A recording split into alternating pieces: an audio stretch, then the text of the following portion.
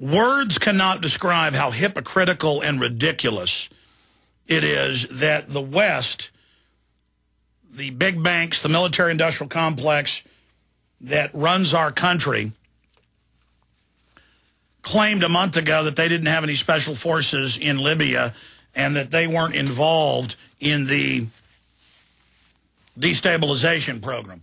Now it's been admitted for at least 3 weeks that British special forces and other mercenaries, not just regular government SAS, special air services, are in the country leading the groups, and that, yes, it is, quote, the CIA Al-Qaeda brigade out of Saudi Arabia and Egypt.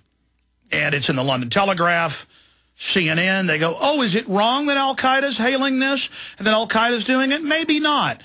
Al-Qaeda was good when they attacked Serbia as a pretext to start that war. Oh, look, the Serbs are being mean to the Al-Qaeda. We've got to invade and hand it over to Albania, basically. Oh, they used Al-Qaeda to attack and start the war with the Russians.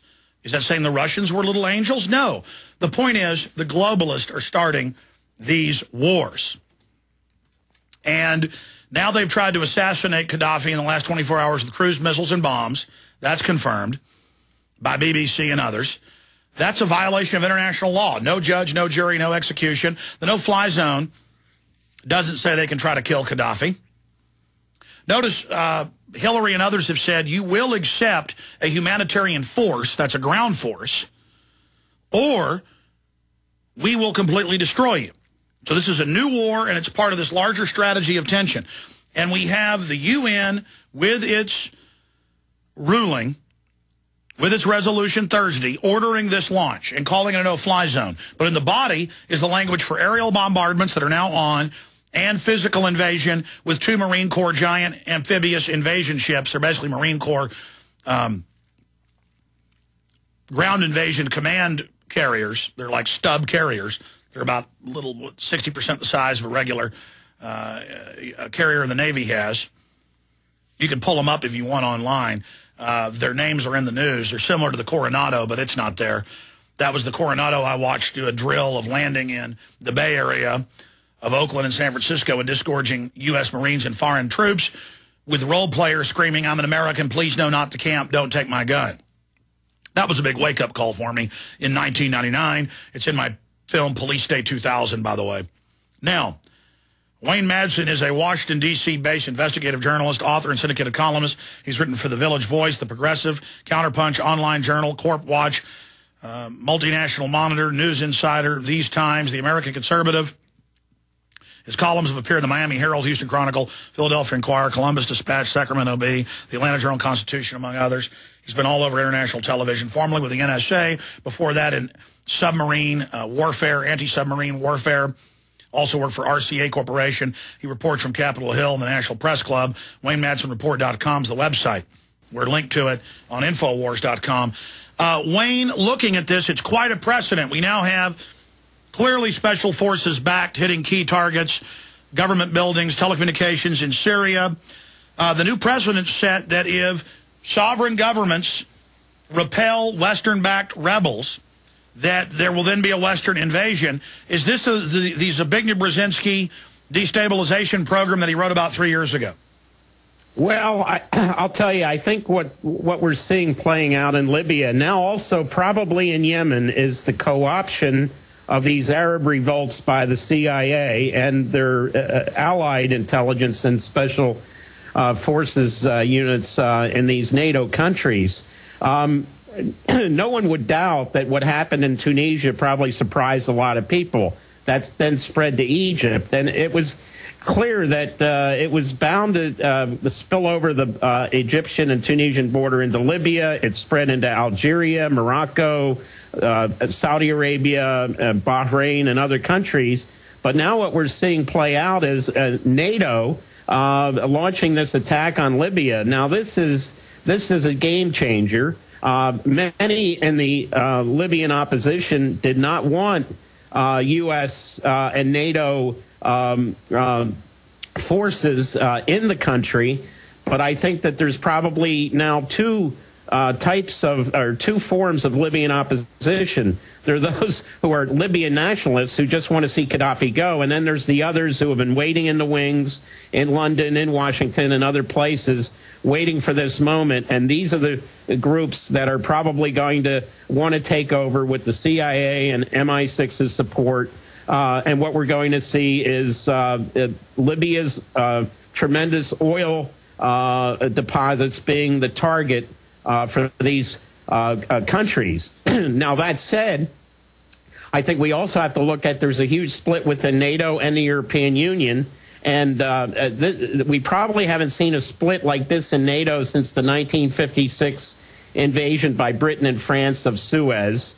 And, of course, President Eisenhower would not support that, and that created a major rift in NATO. Now we see Turkey and Germany, two large NATO countries after the United States as far as military power is concerned, not supporting this effort. And the worst thing, the Italians are now involved, and that is the former colonial power that ruled Libya. And I can't think of anything worse than having Italians participate in a military adventure against Libya. Benito Mussolini actually invaded, for those that don't know. Now they'll say he's a good guy, but for those that don't know, this will clearly now unify more Libyans behind Muammar Gaddafi. Right, and we have, of course, Mussolini's ideological son, Silvio Berlusconi, now in power in Italy, and of course he's facing all kinds of legal problems, messing around with underage hookers, and the guy's mafiosi from the word go. But he's looking at this, obviously, as a chance for him to gain political points. He was basically almost on his way out. And now we see Harper in Canada providing military forces for this invasion of Libya. And they're saying that his poll numbers are up in Canada. So I'm looking at people like Sarkozy and Berlusconi and Harper trying to make political points in this. And now we had Saif al-Islam Gaddafi, Gaddafi's son, state that Sarkozy's presidential campaign was bankrolled by Libyan money. Now that brings up the whole thing with the Clearstream bank accounts, Sarkozy being funded from money outside of France. And he went after Dominique de Villepin, tried to put him in jail for slander. And now it looks like probably what de Villepin and the others in the Chirac government were saying about Sarkozy was true. This guy was the first guy to run to Gaddafi and meet him in Libya, and now he's the first one to launch French warplanes against Libya. So we also have the EU head, Herman van Rompuy, just a few months ago embracing Gaddafi. You have the British government embracing him, selling him most of his weapons. Is this an attempt to go ahead and kill Gaddafi so that he won't use all of his blackmail on them? Well, I think so. He's obviously got, a lot of information about what's been going on behind the scenes.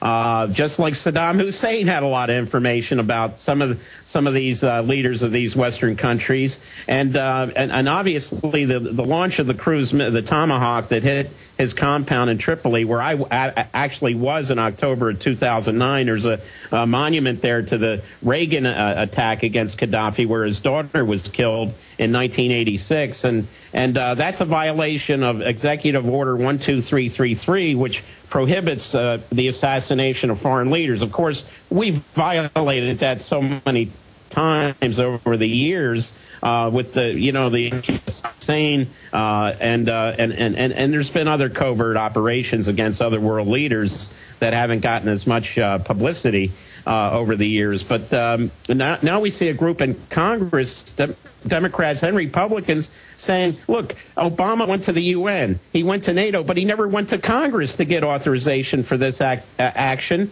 And there's one Democrat apparently who's willing to put forward articles of impeachment against President Obama.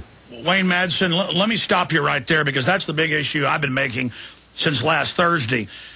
No statements, no even resolution, much less a declaration of war, which we haven't had since World War II.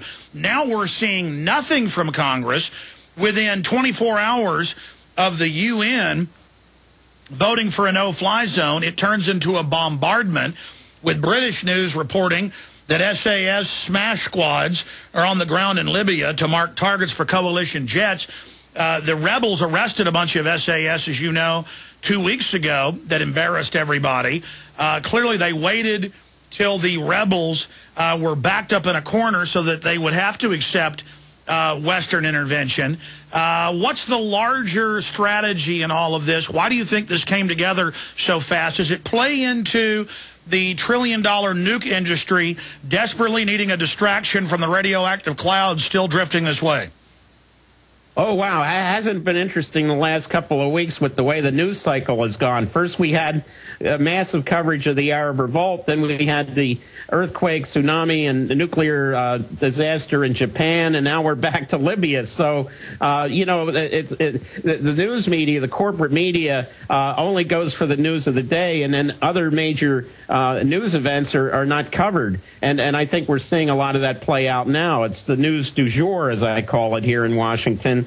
So, yeah, I think that plays a lot into this a lot, that the focus is moving away from other issues. As you said, the nuclear meltdown at Fukushima being a major story that's not only being suppressed by the Japanese government media, TEPCO, but also I think we see a lot of the nuke industry here, the nuke lobby, trying to play down the safety effects of that. So I think a lot of this news is intertwined, and the gatekeepers, the corporate news gatekeepers, are trying to have it their own way in how they report these breaking stories.